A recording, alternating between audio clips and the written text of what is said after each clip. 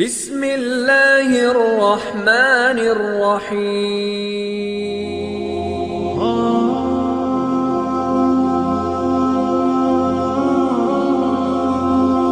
Assalamualaikum warahmatullahi wabarakatuh. Segala puji kita panjatkan untuk Allah Subhanahu wa Ta'ala, Tuhan Maha Esa yang mana telah memberikan kita kesempatan untuk selalu menimba ilmu dimanapun dan kapanpun, baik dari sosial media atau kepada seorang guru secara langsung. Salawat serta salam tak lupa kita panjatkan juga untuk Nabi Muhammad sallallahu alaihi wasallam dengan mengucapkan kalimat Allahumma sholli ala sayyidina Muhammad. Pertama-tama saya ucapkan terima kasih kepada para penonton setia di channel YouTube ini. Saya berharap Allah Subhanahu wa Ta'ala selalu memberikan kita limpahan rezeki yang halal, berkah dan barakah, serta memberikan kita panjang umur dalam ketaatan serta sehat walafiat.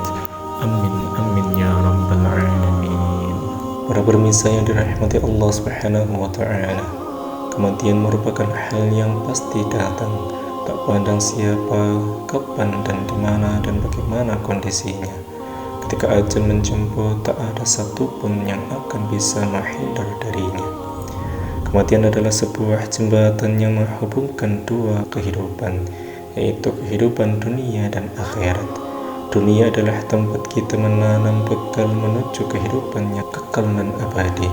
Apa yang akan kita panen di akhirat merupakan hasil dari apa yang kita tanam di dunia.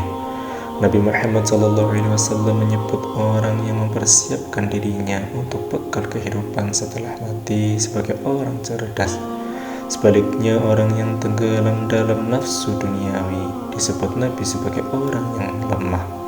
Nabi Muhammad SAW bersabda, orang cerdas adalah orang yang rendah diri dan beramal untuk kehidupan setelah kematian. Dan orang lemah adalah orang yang mengikutkan dirinya pada hawa nafsunya dan berangan-angan atas Allah Subhanahu wa Ta'ala. Hadis riwayat At-Tirmidzi. Lalu bagaimana tips mempersiapkan diri menghadapi kematian? Berikut ini penjelasannya. Yang pertama, mengerjakan amal-amal soleh. Allah Subhanahu wa Ta'ala memberikan dua syarat bagi siapapun yang berharap bertemu dengannya di surga kelak, yaitu beramal soleh dan meninggalkan kesyirikan.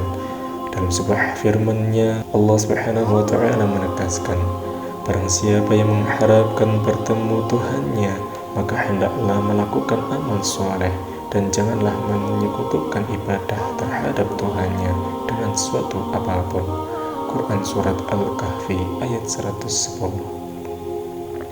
Amal soleh yang dimaksud dalam ayat di atas adalah segala bentuk perbuatan baik yang steril dari riya atau pamer dan sesuai dengan tuntunan syariat. Menurut Syekh Mu'adz, sebagaimana dikutip Al-Imam Al-Baghawi dalam tafsirnya, amal soleh adalah amal yang di dalamnya terdapat 4 hal, yaitu ilmu, niat, kesabaran, dan ikhlas. Para pemirsa yang dirahmati Allah Subhanahu wa Ta'ala, setelah mampu konsisten beramal baik, hendaknya tidak terlalu bangga atas amal perbuatan yang dilakukan. Misalkan merasa dirinya lebih baik dari orang lain, merasa amalnya menyelamatkannya di hari kiamat dan sebagainya.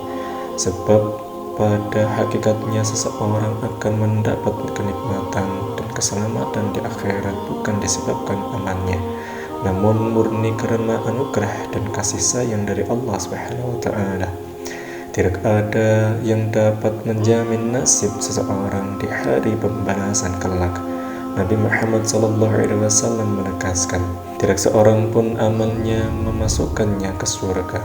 Sahabat bertanya, apakah termasuk engkau ya Rasulullah? Nabi SAW menjawab, termasuk aku. Tetapi Allah Subhanahu wa Ta'ala telah menaungiku dengan anugerah dan rahmat. Maka benarkanlah niatmu dalam beramal dan berlakulah sedang. Hadis riwayat Bukhari. Hadis di atas tidak hendak mengatakan bahwa amal soleh tidak ada manfaatnya. Namun Nabi Muhammad SAW memberikan petunjuk bahwa dalam beramal hendaknya dilakukan dengan ikhlas, bertujuan murni mengikuti perintah agama, tidak menuntut yang macam-macam kepada Allah Subhanahu wa Ta'ala. Oleh karenanya, di dalam redaksi setelahnya, Nabi Muhammad SAW berpesan, benarkanlah niatmu dalam beramal. Para pemirsa yang dirahmati Allah Subhanahu wa Ta'ala, melakukan kebajikan dengan ikhlas dan dengan cara yang benar adalah pertanda bahwa amal yang diperbuat diterima di sisi Allah Subhanahu wa Ta'ala. Yang oleh sebab itu seorang hamba mendapatkan rahmat dan anugerahnya sehingga ia dapat masuk surga.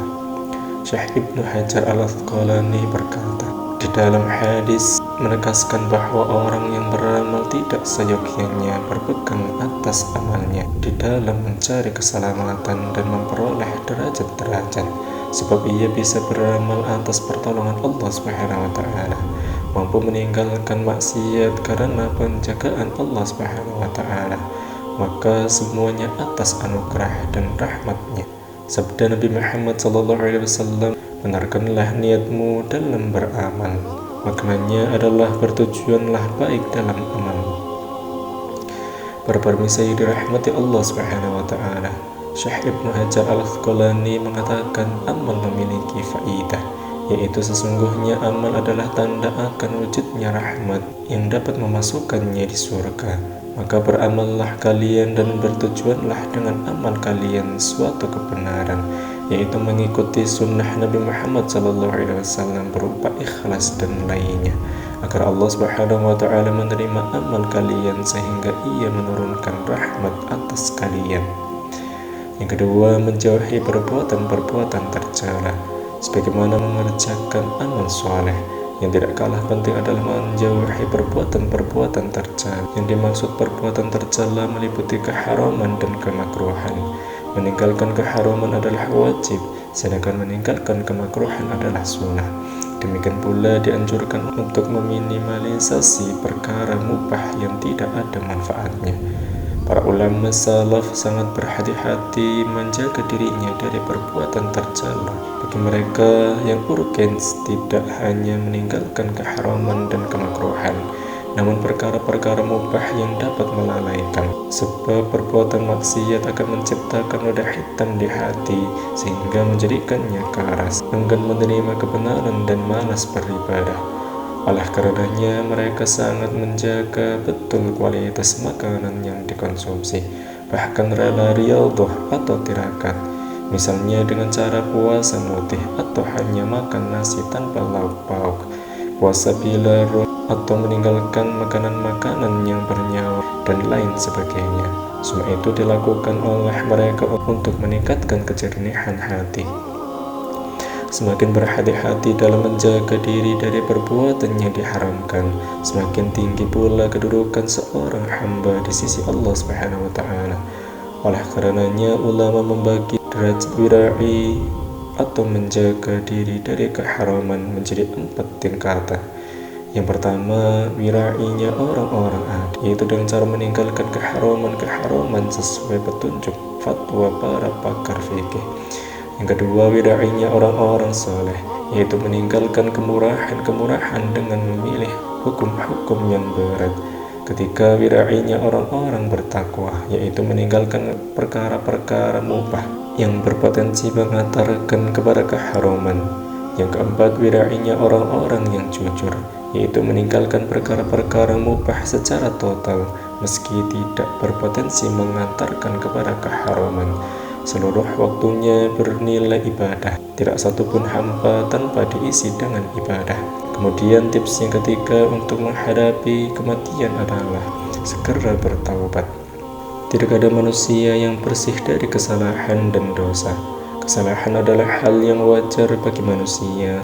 Yang bermasalah adalah membiarkan diri berlarut-larut dalam perbuatan dosa. Kematian yang tidak dapat diprediksi kapan datangnya menurut seorang manusia agar segera bertobat setiap kali melakukan dosa untuk menghindari akhir yang buruk dalam perjalanan hidupnya atau su'ul khatimah. Islam menekankan untuk senantiasa memperbaharui tobat dari segala perbuatan maksiat.